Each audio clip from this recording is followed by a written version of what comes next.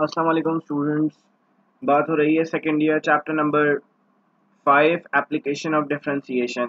Chapter number 4 के अंदर आप लोग डिफरेंशिएशन के बारे में तो पढ़ चुके हैं कि डिफरेंशिएशन बेसिकली क्या होती है और किस तरीके से हम सवालात को डिफरेंशिएट करते हैं।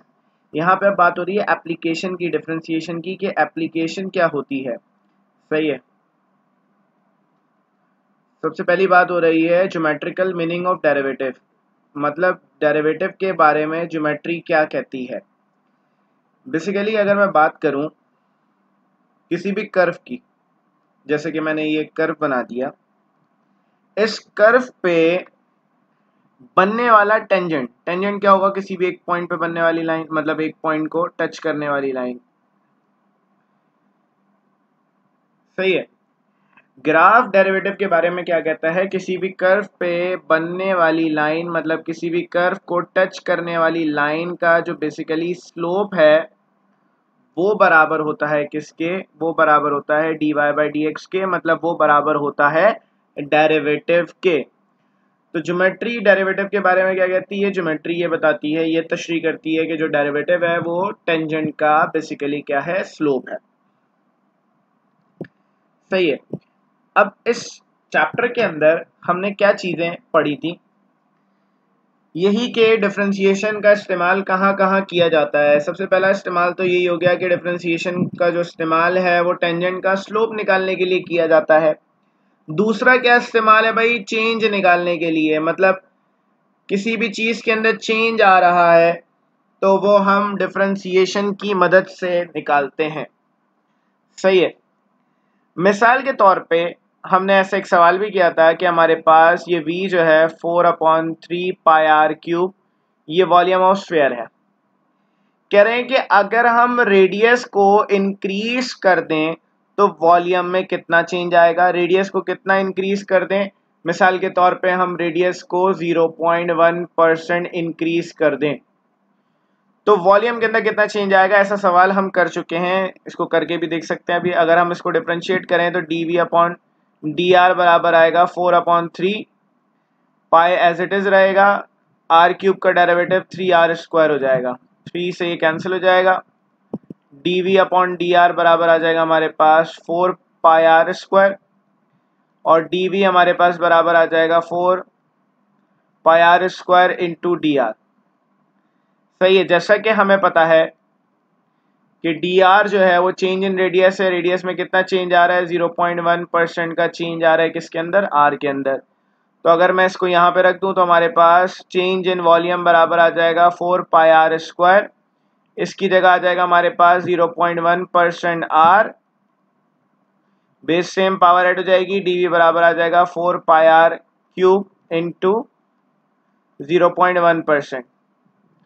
सही है। जैसा कि हमें पता है कि v बराबर है 4/3 पाई आर क्यूब के, तो हमारे पास 3v बराबर आ जाएगा 4πr³ के, और हमारे पास dv की जो वैल्यू है वो बन जाएगी, मतलब इस पूरी वैल्यू की जगह पर 3v आ जाएगा, और ये मल्टीप्लाई होगा 0.1% के अंदर, तो हमारे पास ये आ जाएगा 0.3% चेंज इन वॉल्यूम।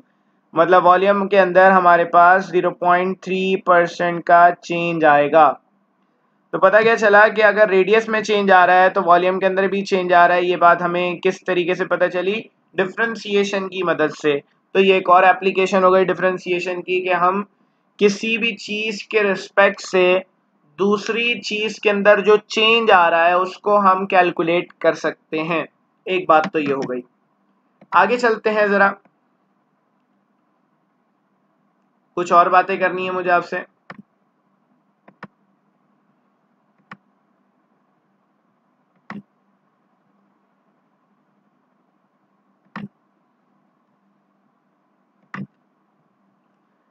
जैसा कि हमने क्या चीज पढ़ी थी? मैक्सिमा मिनिमा, एक्सट्रीम वैल्यूज, जिनको हम क्या कहते हैं? Turning points. किसके टर्निंग पॉइंट्स? फंक्शन के टर्निंग पॉइंट्स। सही, आइए इसको हम डिस्कस करते हैं।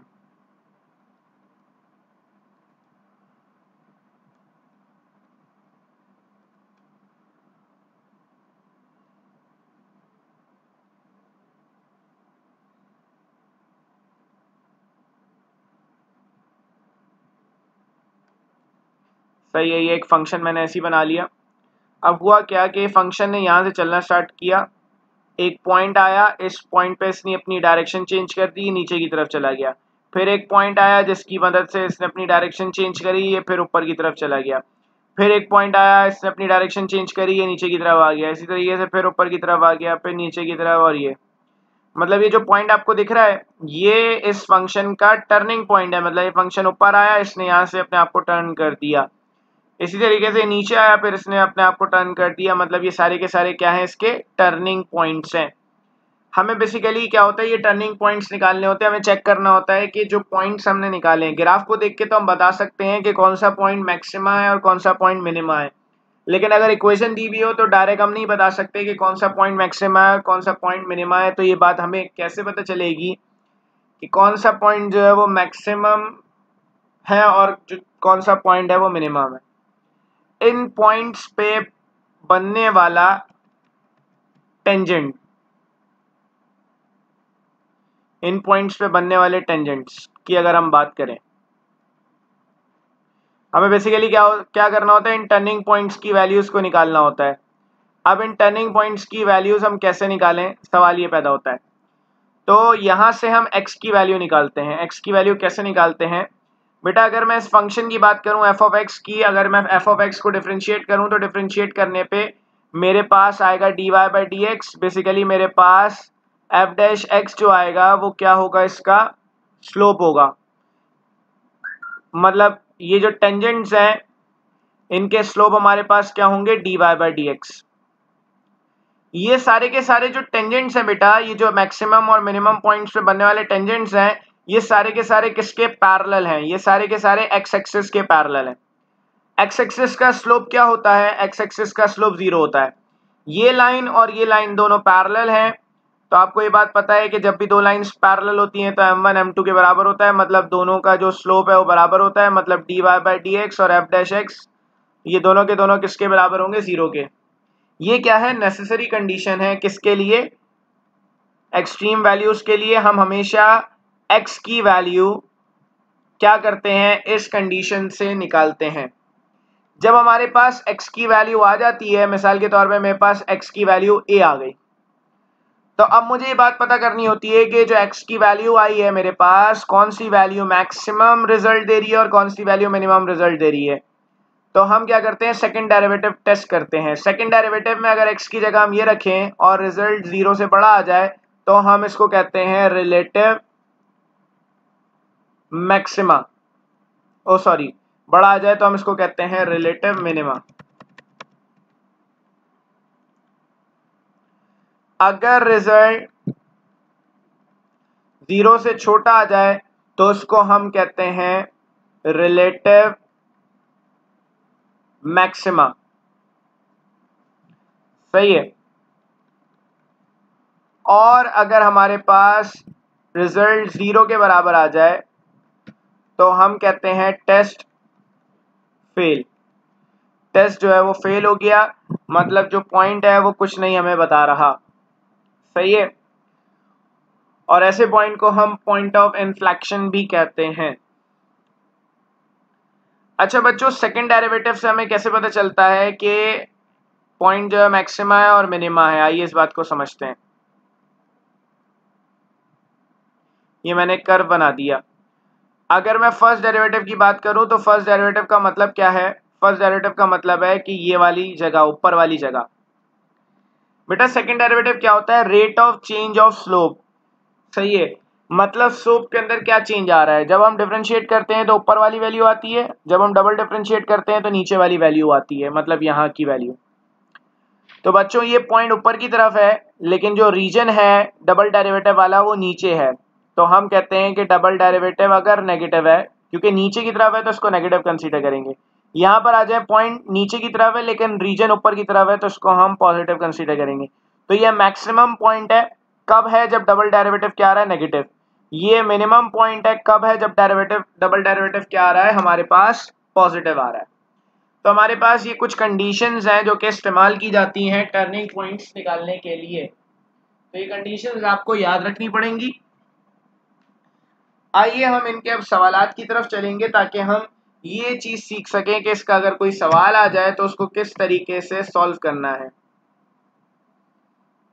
तो मैं आपकी जो किताब में एमसीक्यूज है उन्हीं को मैं डिस्कस कर रहा हूँ, अनीस सर की जो किताब है उसमें। एमसीक्यू नंबर 1 में कहा जा रहा है the normal to a given curve is parallel to x axis if. Normal जो है वो एक्स एक्सिस के पैरेलल कब होगा, ये इस बात को समझते हैं। तो एमसीक्यू नंबर 1 में कहा जा रहा था जब नॉर्मल एक्स एक्सिस के पैरेलल होगा तो क्या कंडीशन होगी। सही है बच्चों, अगर मैं बात करूं स्लोप ऑफ टेंजेंट की, तो अभी थोड़ी देर पहले हमने देखा, इसको मैं m1 कंसीडर कर रहा हूं। स्लोप ऑफ टेंजेंट क्या होता है, dy बाय dx। सही है। स्लोप ऑफ नॉर्मल क्या होगा, स्लोप ऑफ नॉर्मल होगा आपके पास m2, जिसको मैं कह रहा हूं। आपको ये बात पता है नॉर्मल और टेंजेंट दोनों एक दूसरे के परपेंडिकुलर होते हैं, मतलब m1 m2 का प्रोडक्ट जो है वो -1 के बराबर होगा। m1 की जगह हमने रख दिया dy by dx, m2 as it is रहा, m2 की वैल्यू आ गई हमारे पास माइनस dx अपॉन dy। सही है बच्चों, अगर हम बात करें m2 की, तो m2 क्या है आपके पास, स्लोप ऑफ नॉर्मल है, जैसा कि अभी हमने पीछे लिखा है। कह रहे हैं कि जो नॉर्मल है वो किसके पैरेलल है, नॉर्मल पैरेलल है एक्स एक्सिस के। मतलब पता क्या चला कि जो नॉर्मल का स्लोप होगा वो ही एक्स एक्सिस का स्लोप होगा, क्योंकि दोनों पैरेलल है। सही है। स्लोप ऑफ एक्स एक्सिस बराबर होता है किसके, 0 के। दोनों को बराबर रख देंगे, मतलब dx अपॉन dy माइनस का बराबर हो जाएगा 0 के, और कंडीशन आ जाएगी dx अपॉन dy बराबर आ जाएगा 0 के। तो हमारे पास नॉर्मल की ये कंडीशन आ जाएगी। तो हमारे पास इसका जो आंसर है वो क्या हो जाएगा, हमारे पास ऑप्शन नंबर सी हो जाएगा। आगे आ गए, कहा जा रहा है find the equation of normal to the curve. सही है, कर्व है, कहा जा रहा है इस पे जो नॉर्मल है उसकी इक्वेशन हमें निकालनी है। कैसे निकालेंगे हम इस इक्वेशन को,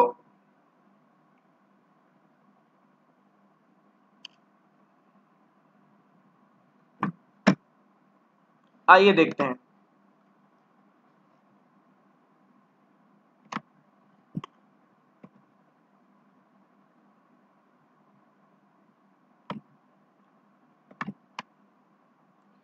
तो आ गए हम एमसीक्यू नंबर 2 पे। हमारे पास कर्व की इक्वेशन दी हुई है 3x square minus Y square is equal to 8, और हमारे पास लाइन की इक्वेशन, ये कर्व की इक्वेशन है, लाइन की इक्वेशन दी हुई है हमारे पास x plus 3y is equal to 5। कहा जा रहा है find the equation of the normal to the curve. सही है, is parallel to the curve which is parallel to the line. कह रहे हैं नॉर्मल इस कर्व पे बनने वाला नॉर्मल इस लाइन के पैरेलल है। सही है, आइए जरा इसको देखते हैं। ऑप्शन नंबर ए हमारे पास है 3y plus X is equal to plus minus 8। Option number B है हमारे पास 3y minus X is equal to plus minus 8, और ऑप्शन नंबर सी है हमारे पास y minus 3x is equal to plus minus 8, and option D हमारे पास none. कह रहे हैं इस लाइन के पैरेलल है।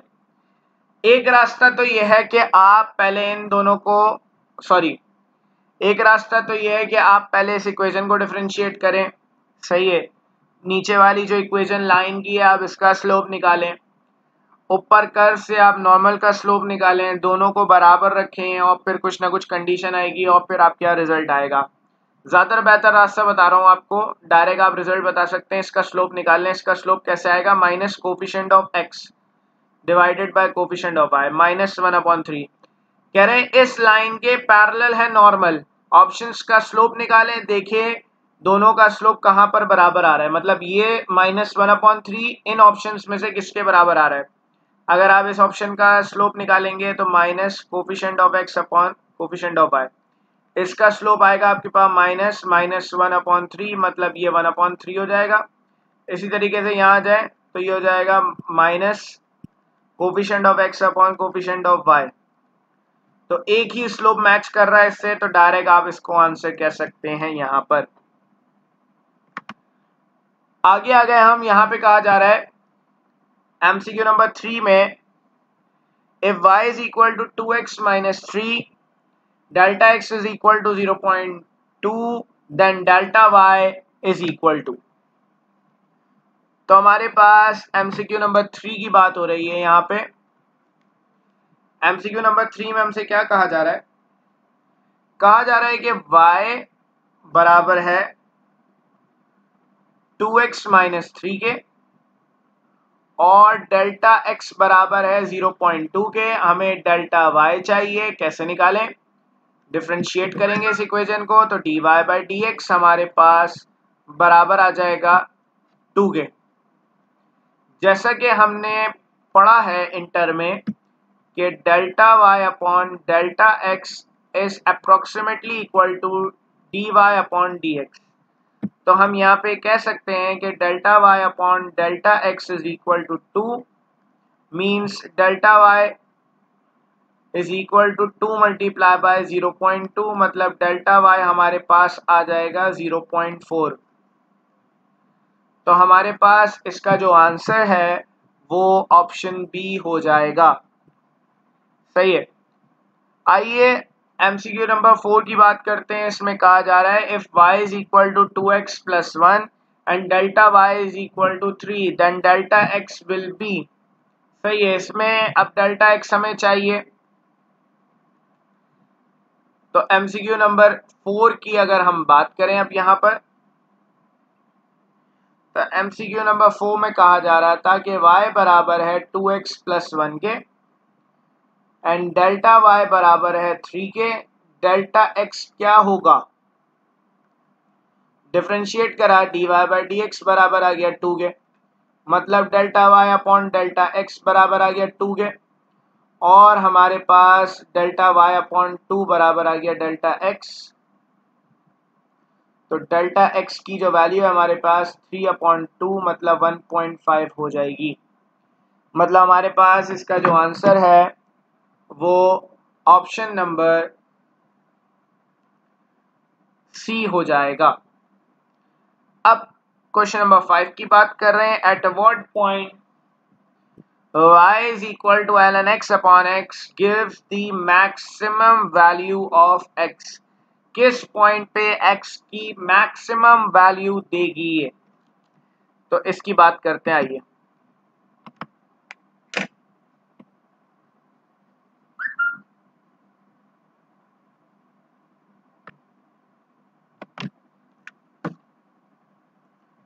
तो एमसीक्यू नंबर 5 की बात कर रहे हैं हम।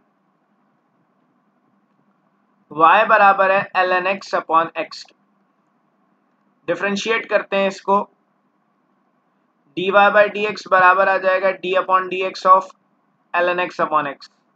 ऊपर वाली वैल्यू u, नीचे वाली वैल्यू v। यहाँ पे हम फॉर्मूला लगाएंगे u अपॉन v का, तो हमारे पास का रिजल्ट आएगा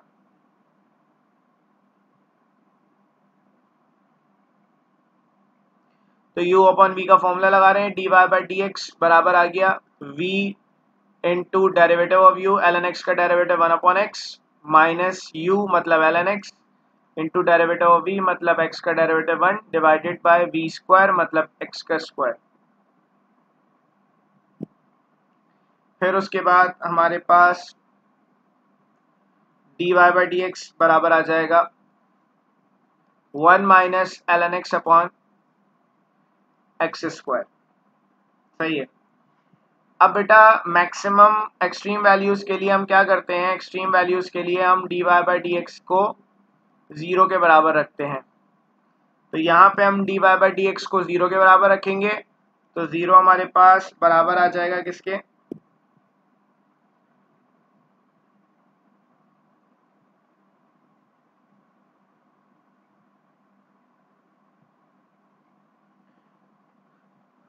तो 0 बराबर आ जाएगा 1 minus ln x upon x square, जबकि हमारे पास ln x की वैल्यू 1 आ जाएगी। अब हमें यहाँ से x चाहिए, तो x निकालने के लिए हमें ln को हटाना होता है।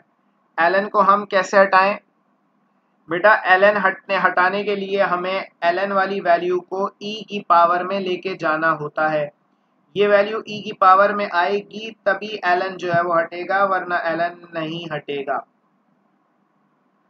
तो हम यहाँ पे क्या करेंगे, इन दोनों वैल्यूज को e की पावर में लिख देंगे, क्योंकि बेस इक्वल है तो पावर इक्वल हो जाएंगी। वापस ln x is equal to हमारे पास 1 आ जाएगा रिजल्ट।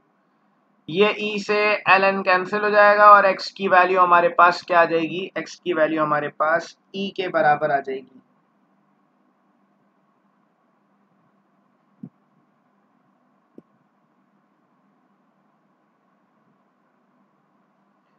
सही है, x की वैल्यू e के बराबर आ गई।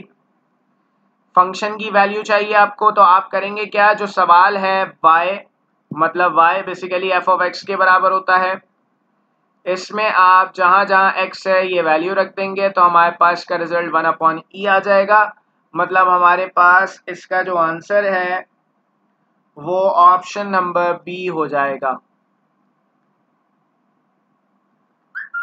अगले सवाल पे चलेंगे।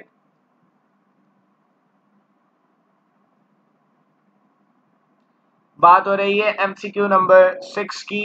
एमसीक्यू नंबर 6 में कहा जा रहा है find the extreme values of the function. Function की एक्सट्रीम वैल्यूज चाहिए, मतलब फंक्शन की मैक्सिमम मिनिमम वैल्यूज चाहिए हमें। सही है, तो क्वेश्चन नंबर 6 की अगर हम बात करें तो हमारे पास फंक्शन है f of x is equal to x cube upon 3 minus 2x square plus 3x plus 1। इस इक्वेशन को हम डिफरेंशिएट करेंगे, फर्स्ट डेरिवेटिव निकालेंगे इसका, तो ये आ जाएगा 3x square upon 3 4x plus 3 plus 0। तो एफ डैश एक्स बराबर आ जाएगा हमारे पास x square minus 4x plus 3। अब बच्चों एक्सट्रीम वैल्यूज निकालने के लिए इसको 0 के बराबर रखेंगे, यहाँ मिडिल टर्म ब्रेकिंग होगी।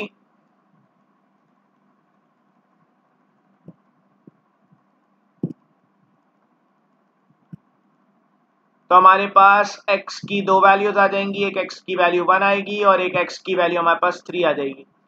अच्छा, इसमें एक चीज अच्छी है, सवाल में ये नहीं बोला हुआ कि मैक्सिमम वैल्यू और मिनिमम वैल्यू, मतलब ये नहीं कहा हुआ कि आप मैक्सिमम निकाल लें की वैल्यू या मिनिमम निकाल लें। इसमें बस कहा हुआ एक्सट्रीम वैल्यूज। एक्सट्रीम वैल्यूज का मतलब है फंक्शन की एक्सट्रीम वैल्यूज निकालने के लिए हमें चेक नहीं करना पड़ेगा कि कौन सी वैल्यू मैक्सिमम है कौन सी मिनिमम है, बस डायरेक्ट x की वैल्यूज को उठा के रख देंगे फंक्शन में। x की जगह पहले 1 रख दिया, ये 1 अपॉन 3 माइनस 2 प्लस 3 प्लस 1, तो ये हो गया 1 अपॉन 3, ये हो गया 4 माइनस 2, तो ये प्लस का 2 हो गया, 3 टू 6 7 अपॉन 3 इसका आंसर हो गया। इसी तरीके से हम क्या करेंगे, put x is equal to 3, तो ये हो जाएगा f of 3 is equal to 3 का क्यूब मतलब 27 अपॉन 3 माइनस 2 3 का स्क्वायर 9 प्लस 3 3 का 9 प्लस 1।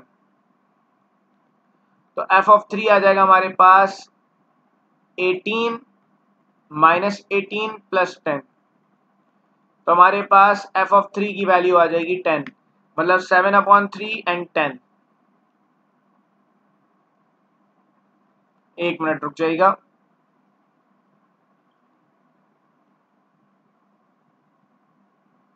एमसीक्यू नंबर 6 है ये।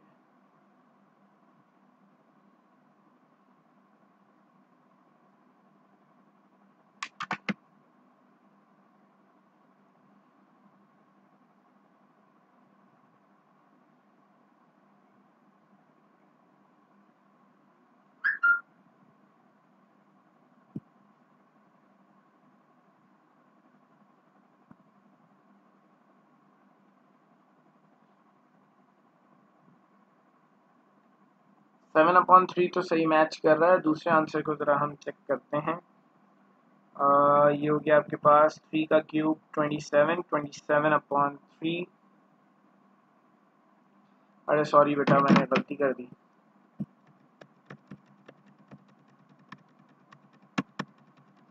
टेबल में गलती कर दी माशाल्लाह, अजीम गलती है। ये कैंसिल हो जाएगा हमारे पास, तो ये 9 आ जाएगा ना। तो 9 माइनस 18 प्लस 9 प्लस 1, तो एफ ऑफ 3 की वैल्यू हमारे पास 1 आ जाएगी। मतलब हमारे पास का आंसर ऑप्शन ए हो जाएगा। आगे चलते हैं ज़रा।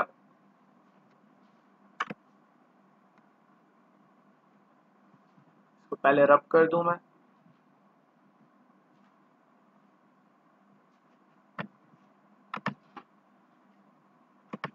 अच्छा, तो एमसीक्यू नंबर 6 के बाद एमसीक्यू नंबर 7 की बात हो रही है, जिसके अंदर कहा जा रहा है इफ द रेडियस, जिसमें कहा जा रहा है if the radius of circle is increase from 6 centimetre to 6.1 centimetre, find approximate increase in the area. Area के अंदर कितना इंक्रीमेंट आ रहा है, ये बात पूछी जा रही है हमसे। सही है, तो एमसीक्यू नंबर 7 की मैं बात करने जा रहा हूँ अब। इसमें कहा जा रहा है कि जो ओरिजिनल रेडियस है वो 6 है। सही है, फिर रेडियस 6 से क्या हो गया, 6.1 हो गया। मतलब चेंज इन रेडियस क्या हो गया आपके पास, 6.1 माइनस 6, मतलब चेंज इन रेडियस क्या आ गया, 0.1, क्योंकि 0.1 का चेंज आ रहा है।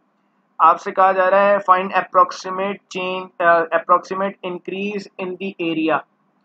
एरिया में कितना इंक्रीमेंट आएगा, क्योंकि रेडियस के अंदर 0.1 का इंक्रीमेंट आ रहा है। तो एरिया ऑफ सर्कल की बात हो रही है यहाँ पे। एरिया ऑफ सर्कल बराबर होता है पाई आर स्क्वायर के। डिफ्रेंशिएट करेंगे, डी अपॉन डी आर बराबर आ जाएगा हमारे पास पाई आर स्क्वायर का डेरिवेटिव 2r हो जाएगा। तो डी अपॉन डी आर बराबर आ जाएगा 2 पाई आर के, और डी ए की वैल्यू हमारे पास आ जाएगी 2 पाई आर इंटू डी आर, मतलब change in are. Value substitute कर देंगे सारी। 2 पाई आर की जगह बच्चों क्या आ जाएगा 6, चेंज इन आर की जगह आ जाएगा 0.1। इसको कैलकुलेट कर लेंगे, इन वैल्यूज को आपस में मल्टीप्लाई कराएंगे हम। तो ये हो जाएगा हमारे पास 2 multiply bye 6 multiply by 0.1 multiply by, वैसे तो हमारे पास पाई की फॉर्म में अगर हम इस आंसर को लिखें तो डी ए बराबर आ जाएगा 1.2 पाई, और अगर हम पाई की वैल्यू 3.142 रख दें तो हमारे पास इसका आंसर आ जाएगा 3.7692। सही है, क्योंकि रेडियस सेंटीमीटर में था तो एरिया हो जाएगा सेंटीमीटर स्क्वायर। तो इसका जो आंसर है हमारे पास वो बराबर होगा 1.2 पाई स्क्वायर सेंटीमीटर, मतलब ऑप्शन नंबर सी इसका आंसर होगा। आगे चलते हैं। एमसीक्यू नंबर 8 की बात हो रही है, जिसके अंदर हमसे कहा जा रहा है find d y by d x of x cube y is equal to 1 at the point 1,1। D y by d x निकालना है हमें। आइए d y by d x निकालते हैं, मतलब हमें इसको डिफ्रेंशिएट करना पड़ेगा। एमसीक्यू नंबर 8 में हमसे कहा जा रहा है कि एक्स क्यूब वाई बराबर है 1 के। इसको डिफ्रेंशिएट कर देते हैं, दोनों साइड्स पे डी अपॉन डी एक्स आ जाएगा। सही है, यहाँ पे u इंटू वी का फॉर्मूला लगेगा, u into derivative of v plus v into derivative of u क्या है, एक्स क्यूब का डेरिवेटिव आ जाएगा 3x स्क्वायर, और 1 का derivative 0। X cube d y by d x plus 3x square y is equal to 0। तो x cube d y by d x बराबर आ जाएगा माइनस का 3x स्क्वायर वाई, और d y by d x हमारे पास बराबर आ जाएगा minus 3x square y upon x cube. X square से ये कैंसिल हो जाएगा और हमारे पास d y by d x बराबर आ जाएगा -3y/x एट 1,1, मतलब x की जगह भी 1, y की जगह भी 1 हम रख देंगे, तो ये बराबर हो जाएगा -3 × 1/1 इज इक्वल टू -3। तो हमारे पास इसका आंसर -3 आ गया, जो कि हमारे पास ऑप्शन सी के बराबर है।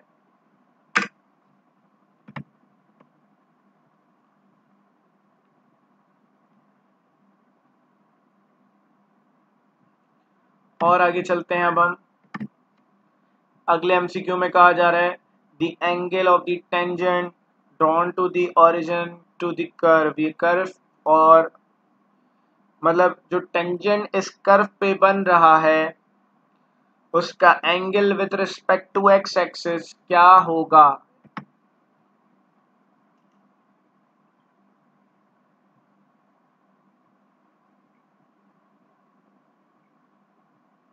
सही है। अच्छा, तो यहाँ पे अगर हम बात करें एमसीक्यू नंबर 9 की, तो इसमें हमसे कहा जा रहा है y x² + 1 is equal to x। अब हम इसको डिफरेंशिएट करेंगे, दोनों साइड्स पे d/dx लगा देंगे,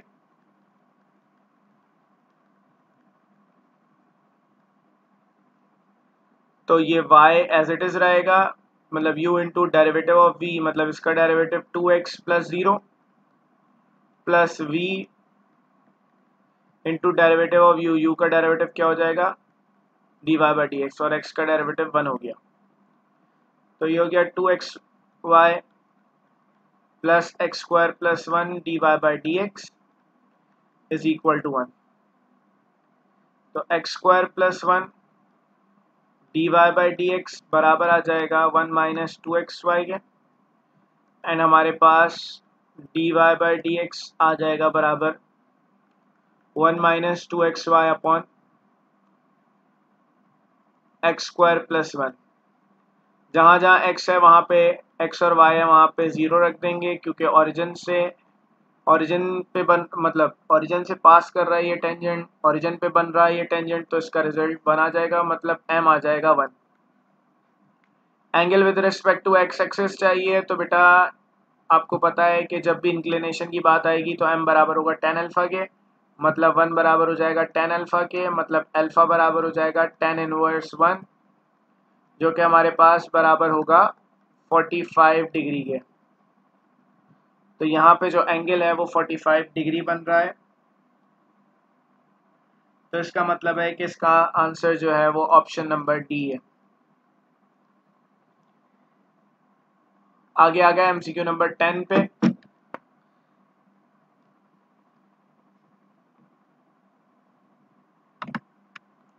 सही है, एमसीक्यू नंबर 10 की अब बात हो रही है, कह रहे हैं the slope of tangent at y tan is equal to 2 on x² + y² is equal to 2।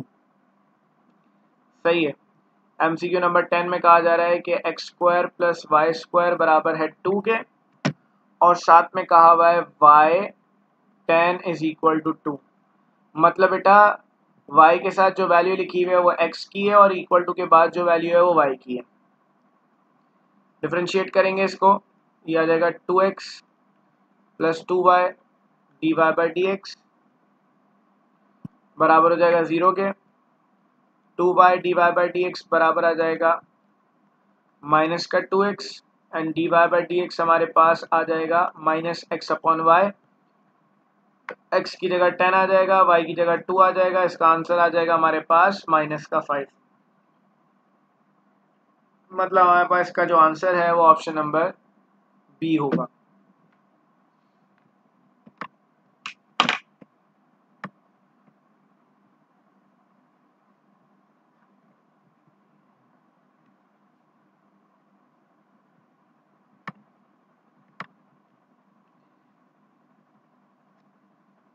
अच्छा भाई, इसके बाद बात हो रही है एमसीक्यू नंबर 11 की।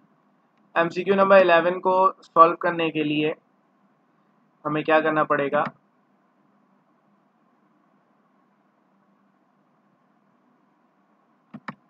तो मैं एक इसका स्नैपशॉट लेके वहाँ डाल रहा हूँ।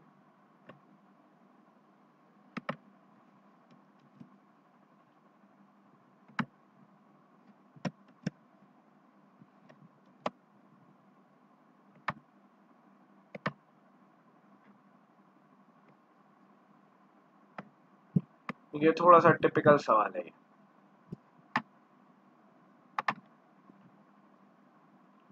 इस सवाल की अगर हम बात करें तो सवाल में कहा जा रहा है the line which is parallel to x axis, एक ऐसी लाइन जो कि एक्स एक्सिस के पैरेलल है, मतलब एक ऐसी लाइन जिसका स्लोप क्या होगा, 0 होगा, crosses the curve at an angle 45 degree is, कह रहे हैं लाइन जो है वो parallel to x axis and crosses the curve, and curve को क्रॉस कर रही है at an angle of 45 degree. सही है, मतलब लाइन का स्लोप और क्या कहते हैं इस कर्व का स्लोप जो ऑप्शंस में मौजूद है, मतलब लाइन जो कि पैरेलल है एक्स एक्सिस की, उसका स्लोप और ऑप्शंस का स्लोप बराबर होना चाहिए। सबसे पहले तो ये क्या काम करते हैं, हम तमाम ऑप्शंस के स्लोप निकाल लेते हैं। पहले ऑप्शन की बात करें अगर हम, तो इसका स्लोप क्या होगा, minus coefficient of x upon coefficient of y, जो कि क्या हो जाएगा, इन्फिनिटी। ये आंसर नहीं हो सकता क्योंकि सब में इनमें वाई आ रहा है, इसका स्लोप भी 0 होगा, ऑप्शन सी का भी, ऑप्शन बी का भी और ऑप्शन डी का भी। अब चेक करना पड़ेगा कि कौन सा ऑप्शन जो है वो सही है, एक एक ऑप्शन को उठाना पड़ेगा। आखिरी वाले ऑप्शन से उठा रहा हूँ, ऑप्शन डी, वाई बराबर है 1/4 के। सही है, कह रहे हैं ये कर्व और जो ऑप्शंस में लाइन मौजूद है वो दोनों एक दूसरे से 45 डिग्री का एंगल बना रही हैं। तो बच्चों लाइन और अगर कोई कर्व दोनों एंगल बना रहे हैं, मिसाल के तौर पे 45 डिग्री का, तो दोनों का जो एक पॉइंट है वो कॉमन होगा, दोनों के अंदर एक पॉइंट इंटरसेक्टिंग पॉइंट कॉमन होगा। तो हमें सबसे पहले वो इंटरसेक्टिंग पॉइंट निकालना पड़ेगा। हम इस y को इसमें पुट करेंगे तो y 1/4 is equal to root x आ जाएगा, स्क्वायरिंग ऑन बोथ साइड्स करने पे x बराबर आ जाएगा 1/16, पॉइंट बन जाएगा 1/16 कॉमा 1/4। अब स्लोप निकालेंगे, इसका स्लोप तो हमें पता है कि 0 है। सही है, इसका स्लोप निकालेंगे हम, तो y बराबर है रूट एक्स के, इसका स्लोप कैसे आएगा, डिफरेंशिएट करने पे dy/dx बराबर आ जाएगा 1/2 रूट एक्स के, और हमारे पास मिसाल के तौर पे m1 बराबर आ जाएगा 1/2, x की जगह क्या आ जाएगा 1/16। सही है, तो ये आ जाएगा 2 इंटू 1/4 और इसका रिजल्ट आ जाएगा 1/2। इसको m2 कह दिया, इसको m1 कह दिया, tan थीटा बराबर है m1 माइनस m2 के। बेटा जब भी दो कर्व्स के दरमियान का एंगल निकलता है वो एंगल हमेशा एक्यूट एंगल होता है, तो इसलिए हम इसमें मॉड लगा देते हैं फॉर्मूले पे। m1 क्या है आपके पास 1/2 माइनस 0, यहाँ पर आ जाएंगे तो 1 प्लस 0 इंटू 1/2, तो हमारे पास tan थीटा बराबर आ जाएगा 1/2 के, जिसका आंसर 45 डिग्री के बराबर नहीं होगा, मतलब ऑप्शन डी आपके पास आंसर नहीं है। फिर उसके बाद हम बात करते हैं ऑप्शन नंबर सी की।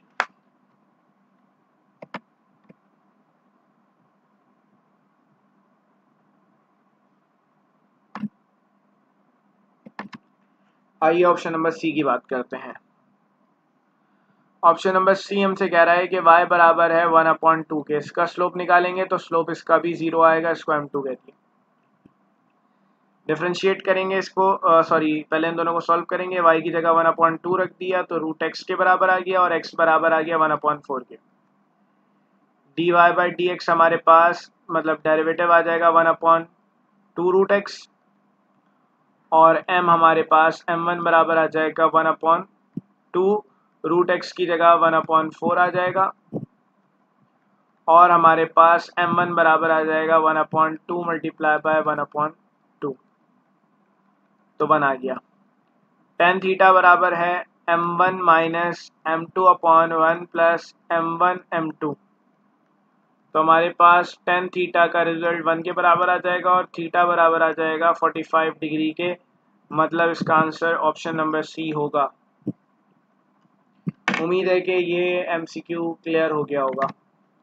एमसीक्यू नंबर 12 की हम बात कर रहे हैं।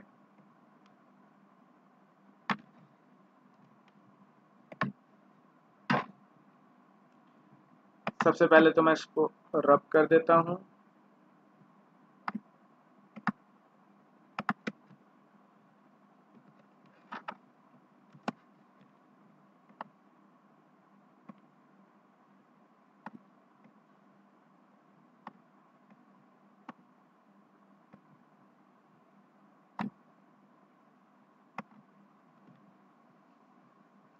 अच्छा, एमसीक्यू नंबर 12 में हमसे कहा जा रहा है calculate the coordinates of the point on the curve eight which the gradient is 3। Calculate the coordinates of the point on the curve. Point जो है कर्व के ऊपर लाई कर रहा है। सबसे बेहतरीन रास्ता ये है कि आप सबसे पहले तो पॉइंट्स को सेटिस्फाई करके देखें कि ऑप्शंस मतलब left hand side right hand side बराबर आ रही है नहीं आ रही। ऑप्शन नंबर ए उठाया मैंने, एक्स की जगह ये, वाई की जगह ये। तो 5 is equal to 3 into minus 1 का square plus 9 into minus 1 plus 1। तो 5 is equal to 3 minus 9 plus 1। तो 5 is equal to 3 minus 6 plus 1। तो माइनस 5। दोनों बराबर नहीं आए, ऑप्शन ए नहीं हो सकता। ऑप्शन बी पर आ गए। ऑप्शन बी कह रहा है माइनस 5,2। तो हमने इसके अंदर रखा 2 is equal to 3 into minus 5 का square plus 9 into minus 5 plus 1।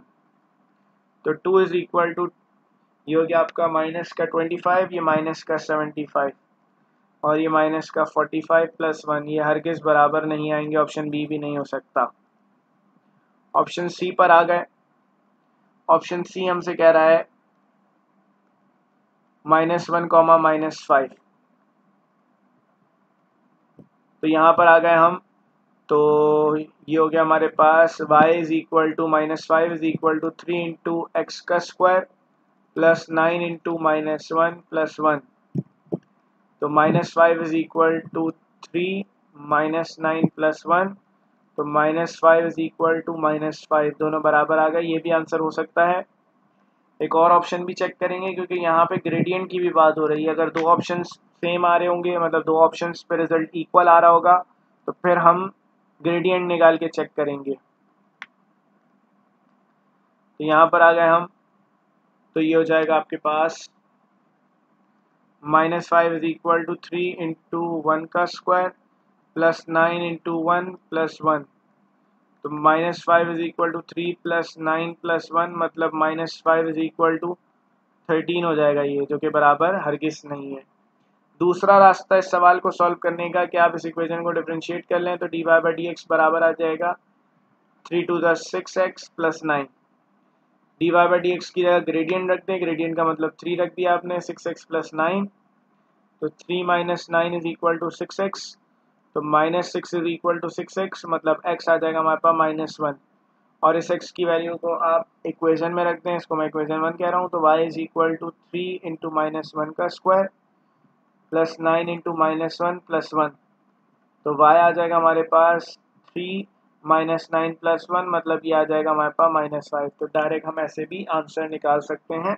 मर्जी है आपकी, आपको जो मेथड आसान लगे आप उसको इस्तेमाल करें।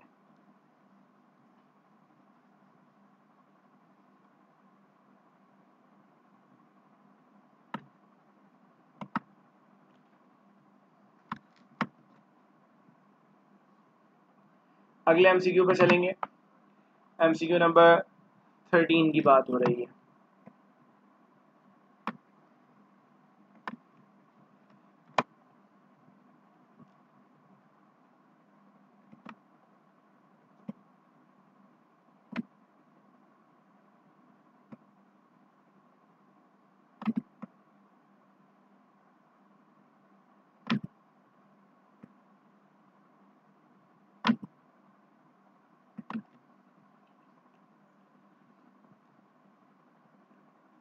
अच्छा, तो इसमें कहा जाता है ग्रेडियंट ऑफ द कर्व है हमारे पास y is equal to a upon x plus b x square at this point is 7, gradient दिया हुआ है 7, मतलब हम इसका dy बाई डी एक्स निकालेंगे। x ऊपर आएगा माइनस एक्स का डेरिवेटिव हो जाएगा x की पावर -1 का डेरिवेटिव हो जाएगा -x की पावर -2 और ये हो जाएगा 2bx। अब हम यहाँ पे dy बाई डी एक्स की जगह रख देंगे 7 is equal to a minus a upon x square plus 2bx। सही है। अब यहाँ पे x की जगह आ जाएगा 3, तो 7 is equal to a upon 9 plus 3 to the 6b। तो एलसीएम लेंगे हम यहाँ पर 7 is equal to a plus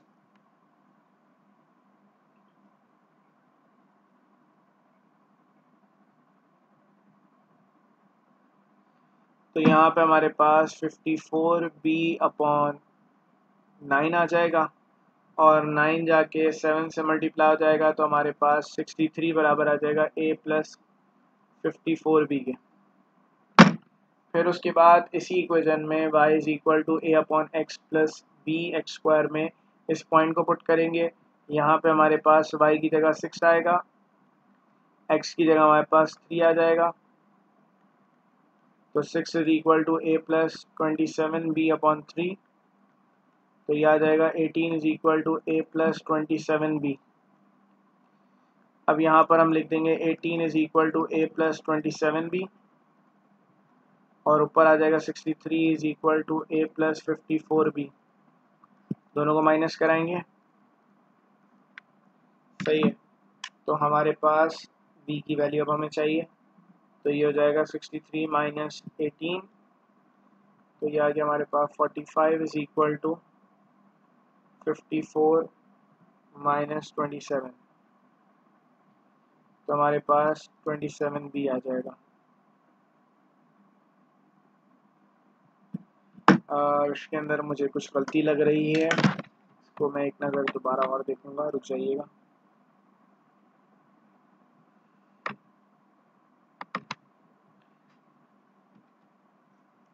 हाँ, तो इक्वेशन x की जगह ये, y की जगह ये रखते हैं। y की जगह आ गया 6 is equal to a upon x plus b into 3 का स्क्वायर, मतलब ये हो जाएगा 6 is equal to a upon 3 plus 9b।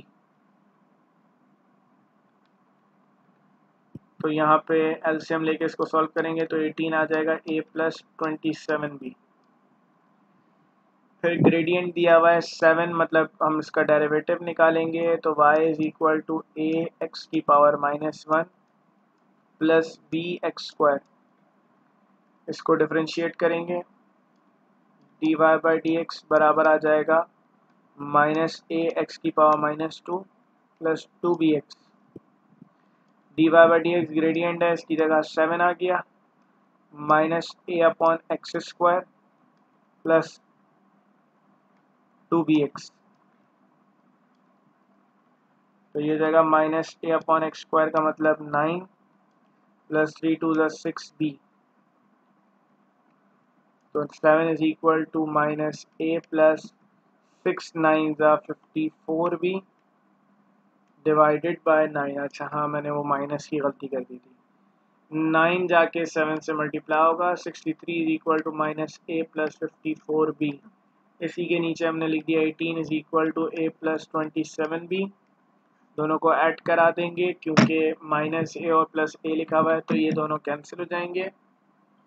दोनों को ऐड करा रहे हैं तो 63 प्लस 18, तो ये आ जाएगा हमारे पास 81 इज इक्वल टू 54 प्लस 27, तो ये भी आ जाएगा 81b और b की वैल्यू आ जाएगी 1। यहाँ पे b की वैल्यू पुट कर देंगे, 18 is equal to a plus 27, b की जगह 1 आ गया, तो इसका आंसर हमारे पास आ जाएगा 18 माइनस 27, मतलब a की जो वैल्यू है वो हमारे पास -9 आ जाएगी, तो इसका आंसर ऑप्शन बी हो जाएगा। उम्मीद है कि आपको ये सवाल समझ आए होंगे। बाकी सवाल आप काइंडली सॉल्व करिएगा और किसी में कोई इशू आए तो आप पूछ लिएगा।